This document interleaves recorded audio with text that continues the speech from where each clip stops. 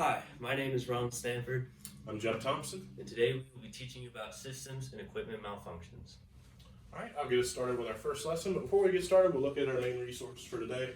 So this lesson is derived from the CFI Practical Testing Standards and the Airman Certification Standards for private and commercial pilots. We'll be looking at the PHAC and AFH, the Pilot's Handbook of Aeronautical Knowledge, and the Airplane Flying Handbook, and we'll also be referencing the Cessna 172S Pilot Information Manual and our checklist for the aircraft to run through some of these procedures. So the first thing we're going to talk about is fire and smoke in and around the aircraft. One thing we're going to talk about specifically are engine fires. If we have an engine fire on startup, here's the procedure we're going to follow. This is based on our PIM checklist, and there's more information in the Airplane Flying Handbook 17.7 and the PIM 3.10 and 28. So if we have an engine fire on startup, we'll keep our magnetos cranking. If the engine starts up, we'll give it full throttle and immediately go to an engine shutdown. That'll get the burning fuel out of the system. However, if it does not start up, we'll continue cranking and we'll go full throttle. We'll pull our mixture up to idle cutoff. This will ensure that anything that's in the engine on fire, the burning fuel, we're trying to get that out of the engine, but the mixture pulling it idle immediately will make sure we don't get more fuel in the engine. While we're continuing to crank the engine, that'll turn over and get everything expelled out of the engine. We'll turn our fuel shutoff valve off, turn off our fuel pump, and we'll keep those cranking. Then once we turn the magnetos off, finally, we'll get our standby battery and masters off. Then we can focus on evacuating the aircraft and deploying the fire extinguisher if we need to. Another type of fire we need to talk about is electrical fire. This can often be due to bad circuits, bad breakers in the aircraft, worn or damaged wires rubbing together. The first sign of electrical fire is usually going to be a smell or some sort of smoke. If you smell a funny burning smell, that probably means there's an electrical fire and you should take immediate action. Good thing to do is go ahead and turn off all electronics if you don't know what it is, and then you can start turning back on your electronics one at a time and diagnose each one to see what the problem is. Once you isolate the problem, you can pull the circuit breaker from that, and then it is advised that you land as soon as possible. But an electrical fire, if you don't catch it early on, can be a major problem, and you may have to deploy your fire extinguisher. If that's the case, you'll turn all your electronics off, your master, your bus switches, and your standby battery, and you'll deploy that fire extinguisher after closing the air vents. It's really important, a really important step to close those air vents. That will seal off outside air so you're not fanning the flames. And then once that fire is completely extinguished, then you can restore outside air to evacuate the smoke and fumes. Also, if you have an electrical fire in flight and it's pretty bad, you'll want to land as soon as possible, and that may need to lead to an emergency descent, which we can discuss at another time in another lesson. Another thing we need to talk about is engine fires in flight. Now, engine fires in flight can be caused by a fuel leak or some other way where the fuel contacts hot metal or a shorted wire where it's not supposed to. They're very rare, but if they do happen, we'll just go through an engine shutdown procedure. We'll pull mixture idle cutoff, we'll turn off our fuel shutoff valve and our fuel pumps, and we'll want to maintain at least 100 knots of airspeed. That will help extinguish the flames in the Skyhawk by making sure there's enough airflow coming in through the aircraft. And that'll wrap up our lesson part for engine and other fires and smoke in and around the aircraft. Hi, I will be talking to you about some of the causes of a rough running engine and some of the solutions. My primary source for this is the Airplane Flying Handbook, Chapter 17, page 14, Figure 11. There's an excellent graph, not just on the causes of a rough running engine, but a lot of other engine issues and engine related issues that you can have. So the first is mixture control. Depending on your mixture control, you could have a rough running engine, whether it's excessively rich or excessively lean. For an excessively lean mixture, you might not have enough fuel getting to the engine, therefore it's not combusting properly. And excessively rich, you could have too much fuel going in the engine, which then leads to it being too cool to properly combust. So of course the solution for that is look at your RPM meter and play around with mixture control and really feel it out and get that tuned out. Next cause is defective ignition. So what that basically means is your spark plugs or anything else in the ignition system could be awry. And really just the solution for that is land as soon as you can and ask maintenance personnel. Detonation or pre-ignition. So detonation is where the fuel flow or the fuel air mixture does not evenly burn. It's more of an explosion. So that could obviously lead to engine problems and not correct power output. Pre-ignition is where you have hot lead deposits on the inside of the cylinders, which ignites the fuel air mixture prematurely before it's that said cylinder's turn to combust. For detonation, you could try enriching the mixture. That usually fixes it. And for pre-ignition, there's not much you can do. So going back to the previous solution of land and ask maintenance to sort it out. The next, you can have an induction air leak. So with an induction air leak, you could have either too much air or not enough air getting to the fuel flow mixture either before or after the mixing process. Generally not good. So what they say to do is, like every other solution, reduce power and contact maintenance. Plug fuel nozzle. This one is only for planes with a fuel injected system. So if you're familiar with the fuel injected system, so the carburetor, you have nozzles that go to each cylinder which control the amount of fuel air mixture to each cylinder specifically. The solution for this would be to lean the mixture control. That generally helps. And then excessive fuel pressure. So your fuel flow could not combust right, or there's too much pressure going into the cylinders. So therefore, either lessen the mixture and contact maintenance if it's a reoccurring problem. All right, up next we're going to talk about loss of engine oil pressure. Our main source for this are the PIM of the Cessna 172, Chapter 3, pages 35, and then the graph in the Airplane Flying Handbook on page 17 page 14 of Chapter 17.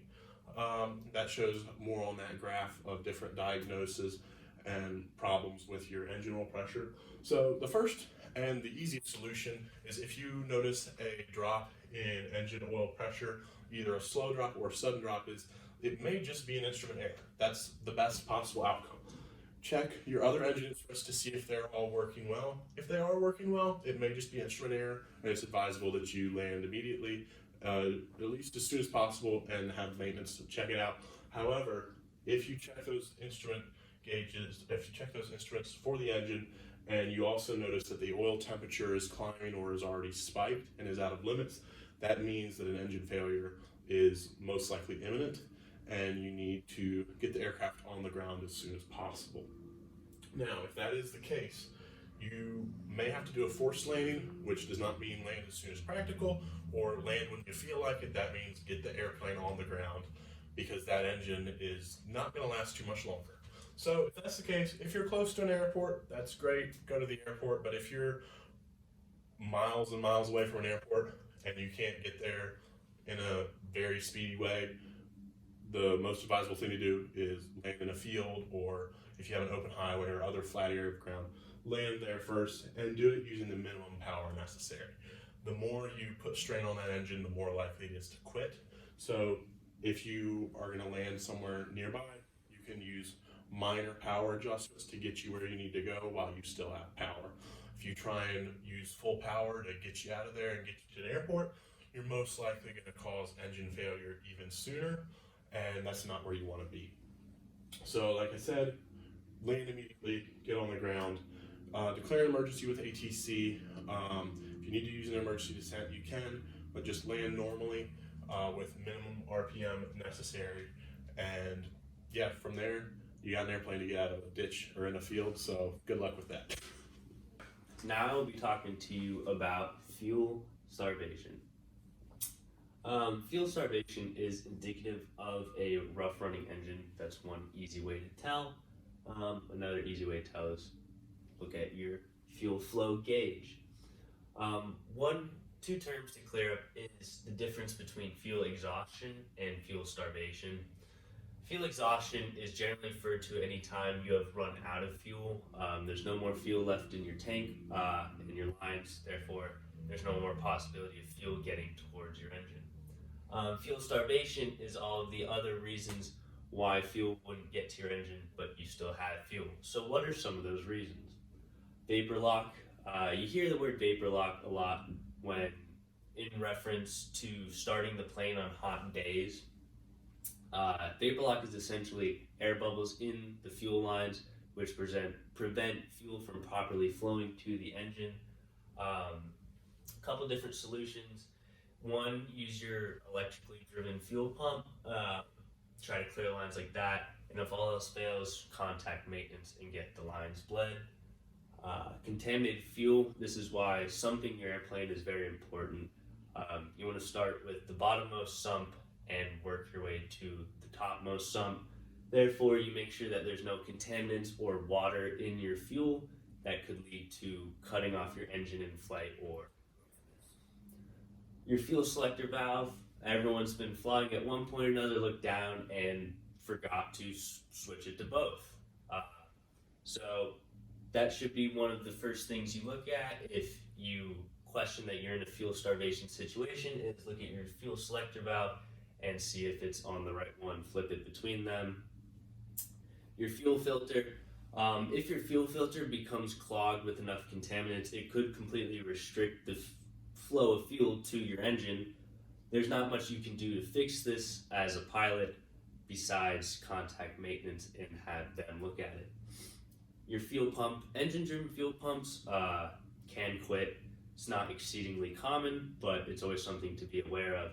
That's why we have redundancy and a backup pump to switch on in that event.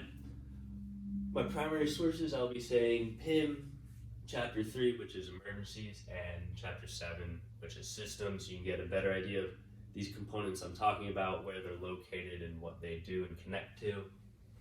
A general checklist to follow if you feel like you're in a fuel starvation situation would be to check the fuel flow gauge, see if you have ample fuel flow, and if not, then fuel shut off open. You want to get the mixture full rich, throw on that electrically driven fuel pump, and check the gauge again.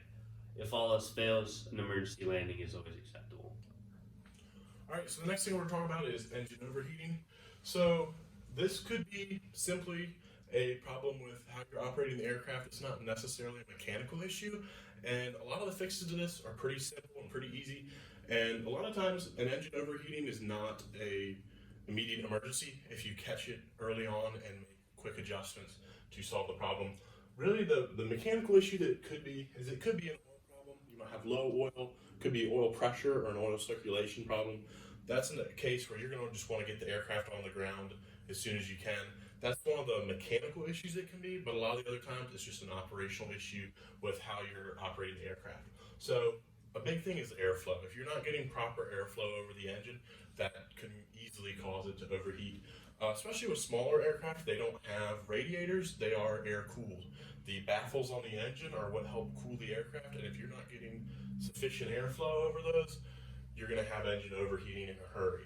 So the first thing is check your airflow, make sure that's good. Another causation can be low airspeed. If with that low airspeed, you're going to have a problem with airflow. So those two go hand in hand. Keep your airspeed up.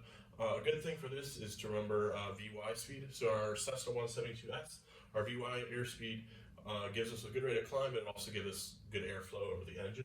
So don't be doing a bunch of short field takeoffs. If you're doing short field takeoffs and operations with high angles of attack and low airspeeds, you're not going to get that ventilation that you need on your engine. Another thing, it can be a mixture issue. Try enriching the mixture. What that does is it actually puts excess fuel into the system, and the fuel going through the engine will help cool it down a little bit. So if your mixture is overly lean, especially for ground operations, that can cause it. And then again, long ground operations. So try and shorten your run-up time if you can. Obviously, do your checklist thoroughly. Don't skip on a run-up. You don't want to find out a problem later on, but don't leave your engine at high RPMs for long periods of time on the ground. try and minimize taxi times. If you can plan out your taxi route ahead of time and get your aircraft set up and ready to go so you're not running your engine for long periods of time. Also, when you are doing taxi, only use the required amount of power. Don't be gunning the engine everywhere. You're just taxiing an airplane. And some other things you can try. Now, for high performance aircraft, a lot of them have cowl flaps, especially for ground operations and low airspeed operations. Try opening those cowl flaps. That'll get better airflow to your engine and help cool things off. Again, mixture adjustments, keep that mixture rich when you can. Lower RPM settings can help as well, especially in cruise. Now, lower RPM settings work to a point because if you use too low an RPM setting, then your airspeed is going to drop and you're going to have a higher angle of attack. So you're not going to get that airflow that you need.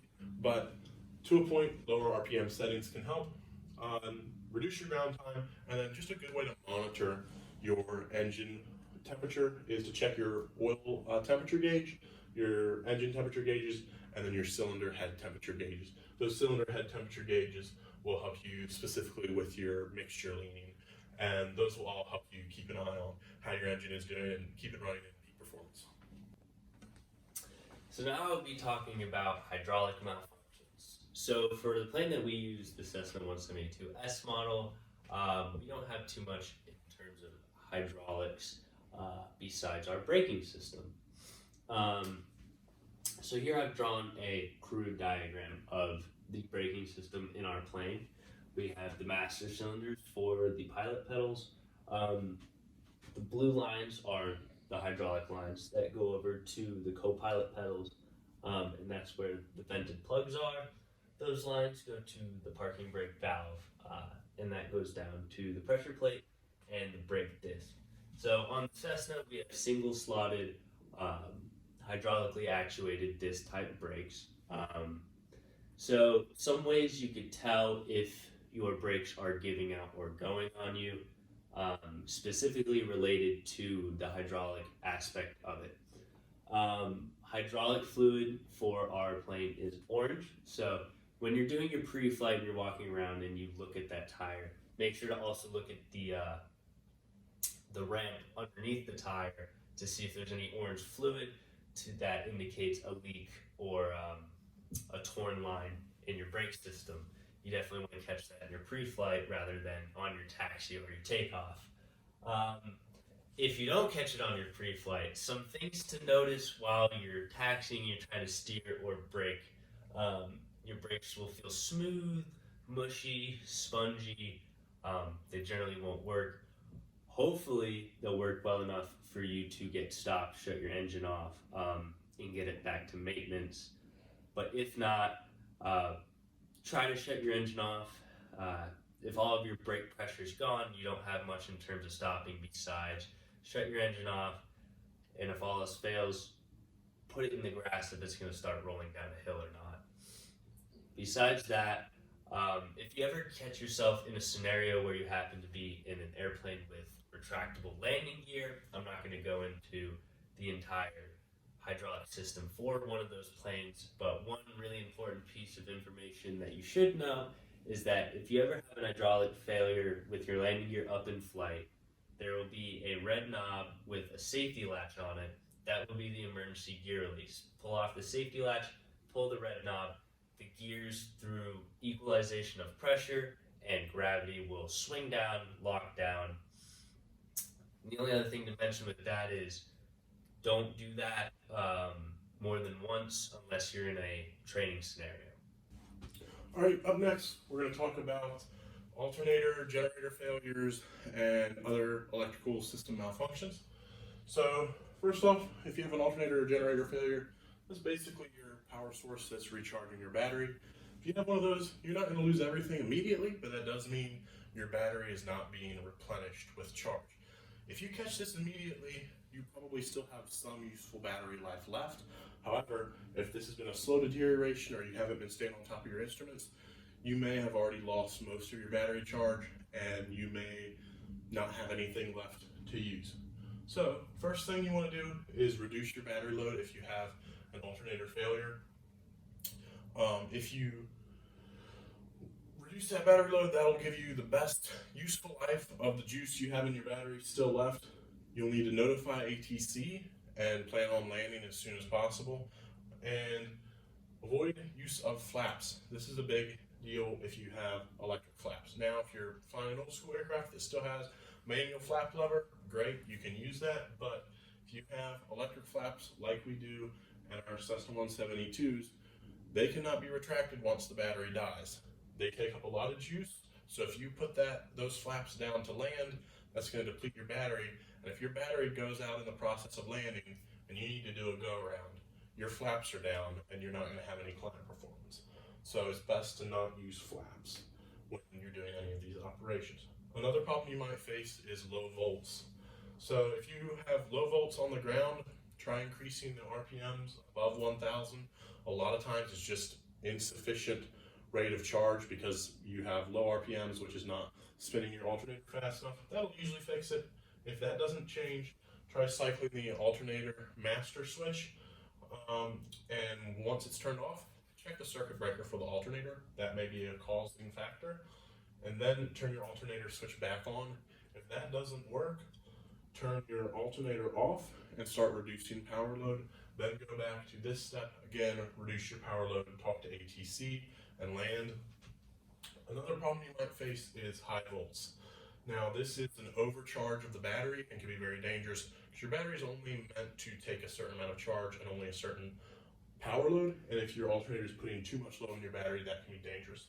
So you're just going to turn your alternator master switch off, reduce power load, and land. You can kind of see a pattern here, and your landing procedures will pretty much remain the same for all of these. Some great things to keep in mind: when you have a power failure, notify ATC quickly. It's a lot easier to tell ATC you have a problem while you still have battery life. Get a squawk code in and talk to them on the radio. It's going to be a lot harder to explain why you're needing to land if you don't have a radio.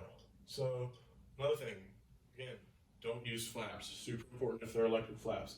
If you have a retractable gear plane and it is a electronically operated gear, be aware that putting your gear down may put a high load on the battery system, and it may cause a complete electrical failure by reducing your battery to an unusable state. So get everything you need to done before you put the gear down, and be prepared that you may not get your gear down. You may have to do a gear up landing. So just keep that in mind. And again, use only the necessities. Don't use anything you don't need to. If it's the middle of the day, you don't need a landing light. Turn that landing light off. Turn off pretty much all your lights if it's daytime.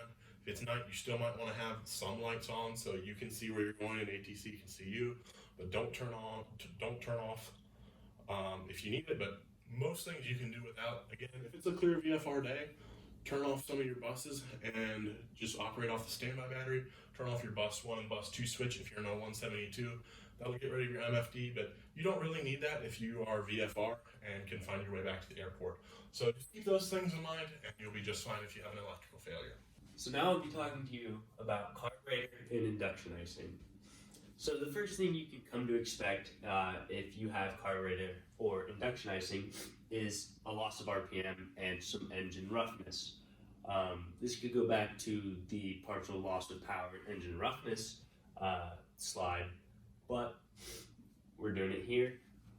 So one of your biggest tools to fight induction icing is your alternate air induction. So at your air induction port on the front of your airplane below your prop, there's a little panel where if that becomes clogged, it comes up and it pulls air directly from the inside of the cowling to hopefully get air to the engine when it can't get there from the induction system. One thing to expect with using that air is that it is going to be warm and unfiltered, and you could expect slightly less RPM than you're used to. For carburetor icing, your big main friend is carburetor heat. Pull that on. You'll have a slight drop in RPM from normal, but that will add unfiltered cowling air into the carburetor, therefore melting the ice. So here I have drawn a venturi. So in a carburetor, you have a venturi where you have low pressure air that gets squeezed into a tight space and becomes high pressure air. And when that happens, even if you're in let's say 70-degree weather, you can have carburetor icing and visible moisture. So it is something to watch out for. Other things to note: if you were experiencing carburetor or induction icing, you're going to want to put your cabin heat on, your defrosters on. You're going to want to descend, and you're going to want to exit the precipitation that you're in. I say this because if you're experiencing those two types of icing, structural, instrument icing, it's not far behind. My primary source is the Airplane Flying Handbook, Chapter 17. Alright, up next we're going to talk about doors and windows coming open in flight. Main resource for this is the Airplane Flying Handbook, Chapter 17, page 13. It's got some great resources for you there. First off, let's be clear, in and of itself, in an unpressurized small aircraft, a door opening in flight is not an emergency. Really, the only time it becomes an emergency is if you make it one. A small door in a Cessna or a Piper or a little slow moving aircraft, it's not a big deal. It's probably going to make a lot of noise, but it's not going to kill you. It doesn't severely hamper the aerodynamics of the aircraft. The only time it becomes an issue is if you panic and forget to fly the airplane and lose control of the airplane. That's when it becomes a big deal. But if you just remain calm and fly the airplane first, it's not going to be a big problem. So yeah, that's our first thing. Remain calm. Fly the airplane first. Worry about the weird bangs and dents you're going to have on your door when you land later. That's something to be taken up with the insurance company. Don't worry too much about it. If you're on the ground, it's not a big deal. Just go back to the ramp, fix the door, do what you got to do. If you're on your takeoff run and in a small plane, you got runway ahead of you and you can stop, just abort the takeoff. It's a lot easier to fix on the ground than in the air, but if you're in the flight, it's still not that big of a deal. Just plan to go around wherever you are and go find a suitable airport that you can land at. If you need maintenance, try and find one that can fix the door, but if it's just not shutting properly and you can fix it yourself, any old airport will do. Just land normally. Don't change anything in how you fly the airplane. It's still an airplane. It still flies the same way. It's just going to make a little noise. Now, one thing, it can be closed if it doesn't present a major safety hazard. A lot of times the best thing to do is really just to land, but there could be circumstances where you really need to get the door closed. If you're in a small aircraft and it's winter time or you're up higher, it's going to take you a while to get down where you can land, and you're concerned about freezing air for your passengers or yourself, you might need to get the door closed quickly. In that case, if you can do it without hampering safety, you can proceed to do that. For our Cessna, it's not hard to do. If you have autopilot, engage the autopilot, get the airplane straight and level and in a good situation, and then you can divert your attention slightly to close the door. If you have a second pilot on board, elect one pilot to fly the airplane and one pilot to diagnose the door, but again, only do that if it won't compromise safety. Then just keep in mind, this also applies to cowl covers. If your engine cowl cover, your GPU door on your cowling comes open in flight, it's going to cloud around, it's going to make a lot of noise, might scratch some paint, but it's not going to severely damage the aircraft. They're built tough to handle this kind of stuff. Baggage doors, again, not a big deal. Just land normally and your airplane will be just fine. Just might be a little scratched up. So now I'll be talking about inoperative or runaway trim. There's not much to this, but if you ever find yourself in a case where your trim is inoperative or running away, key first thing, fly the airplane. Goes back to the basic saying aviate, navigate, communicate. You want to make sure that you're in a safe position to then problem solve. And if you're having to fight that trim, then you're really going to have to focus on flying the airplane first. And then really after that, all you want to do is pull the trim motor circuit breaker. That should fix the problem. You could try resetting it and see if it happens again. But when in doubt, be safe, land as soon as practicable, and get it looked at by a mechanic. Alright, so next we're going to talk about gear and flat malfunctions. Main sources for reference on this are going to be the Airplane Flying Handbook, 17, page 9. So first we'll talk about gear up issues and stuck gear. So first, you have your gear up and it won't come down. All the gear is stuck and you've tried to cycle the gear level and it won't come down. What do you do with that? Some aircraft have a backup system where it'll force the gear down. Some aircraft have a pneumatic system that a one-time deployment will blow the gear down and force it down and locked. You can try that. All else failing, There are a few other things you can try to get the gear down. With the gear unlocked, you can try to do a high G maneuver that will either a steep turn or a descent and level off to try and pull the gear out. But you need to be careful that you don't exceed limitations in your aircraft, and this only works in smooth air. So this is an utter last resort. The Airplane Flying Handbook has more on specifics on how to do that, but it is pilot beware. It may work, but it also may cause structural damage, so be careful. Another thing you can do is use large amounts of rudder to yaw the aircraft back and forth. That may cause the gear to become unstuck, but again, that may cause structural damage, so you do need to be very careful using that, and it is a last resort.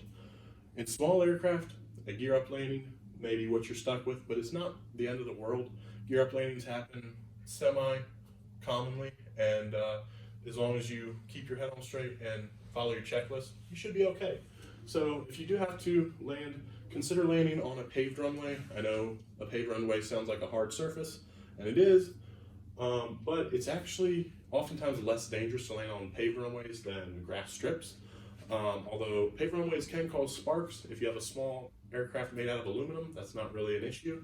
And the big thing with paved is they're smooth. If you try to land on a sod or other unimproved strip, it's very likely the aircraft will catch parts on the underbelly of the airplane, catch in the grass, and could cause the airplane to tip over. So you don't want that. It's easiest just to land it in an airport. Plus, if you have a large airport, they'll have emergency services there to help you. Another thing we'll talk about is flap failures. First being a total flap failure. That's where your flaps get stuck either up or down. Again, if you need to do a no flap landing, it's not a big deal. Also, if your flaps are stuck part way down, it's best to just land with them as they are. You don't want to try and fix your flaps, because if they're stuck down and you try to pull them up, you may end up with a split flap situation, which is not good, and we'll talk about that here in a second. But if you do have your flaps stuck up, just plan to make a no flap landing. You'll need to do that at a higher airspeed, but it's perfectly doable, especially in small aircraft.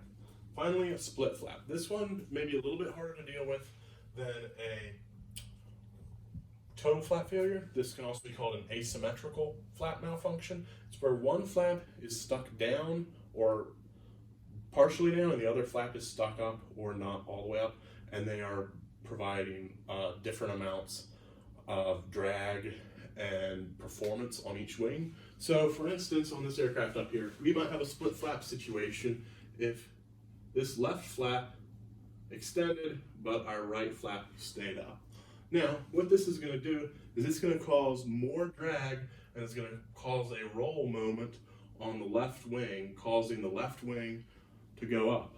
To fix that, you'll want to counteract with right aileron, and that will help level the wings. But all this rolling is going to mess with your yaw, so you'll need to add some rudder to correct. But the thing to be careful with here is while you're doing all this, this gets you into a perfect cross control scenario, which you need to be careful with. If you stall an airplane like this, it is not going to be a fun day. So it's recommended that you use higher approach speeds when you have split flaps. So plan to come in fast enough that you're well above the stall speed and you have enough airflow over your control surfaces that you have proper control authority, and then plan to land at a higher airspeed. Don't try and get the perfect soft touchdown. Don't get that perfect flare. Just kind of ease the aircraft into the ground at a slightly higher speed to avoid a stall. Then just a few things to keep in mind with all these failures is if you have a total flap failure and have to do a flaps up landing, be aware you're going to probably have a longer ground roll. So try and pick a larger airport. Also, your glide range is going to be extended, so it may be helpful to fly a wider traffic pattern. And then if you have a split flap, be careful of crosswind landings, because if you're approaching into a bad crosswind and you're already having to use a significant amount of aileron to correct for a flap, you may not have enough aileron to correct for the wind. And then the final thing is, if you're in a cross control scenario, keep your airspeed up and you should be just fine. Now I'll be talking about pressurization malfunction. Now, we don't have one of these on our Cessna 172S, but there are still some good things to know if we ever find ourselves in that event. If you ever have loss of pressurization, you're going to want to descend as fast as you can, utilize an emergency descent. Descend at 10,000 feet or below. I'd like to say preferably 8,000 feet or below, just so you're not toting that line of being that high. If you have some supplemental O2, use it. In that case, you might not even need to descend, but you probably should anyway. And then some things to be aware of if you have pressurization malfunction. The 4 different types of hypoxia. You have hypoxic. That's the lack of O2, like in the air for you to breathe, usually as a result of altitude. This is 99% what you're going to encounter from this type of malfunction, but just other types of hypoxia to be aware of. You have hypemic, the blood can't carry oxygen, usually from carbon monoxide. Stagnant, the blood can't move. That's from excessive G-forces. And then histotoxic, the tissues can't use the oxygen. That's a result of like alcohol or drugs in your system. Thank you for watching. We hope you learned something valuable about systems and equipment malfunctions. Here are our emails. If you have any questions, feel free to reach out. We'll try to respond to the best of our ability. Yeah, and then just to review the great resources we've been using today. Primarily, we've looked at the Airplane Flying Handbook, mostly in Chapter 17, but there are a few other great things in the Airplane Flying Handbook and other chapters. The PHAC Chapter 7 we touched briefly on just for our pressurization system overview, and then the PIM for the Cessna 172S is a great resource, Chapters 3 and 7 for emergencies and also systems. Thanks again for watching.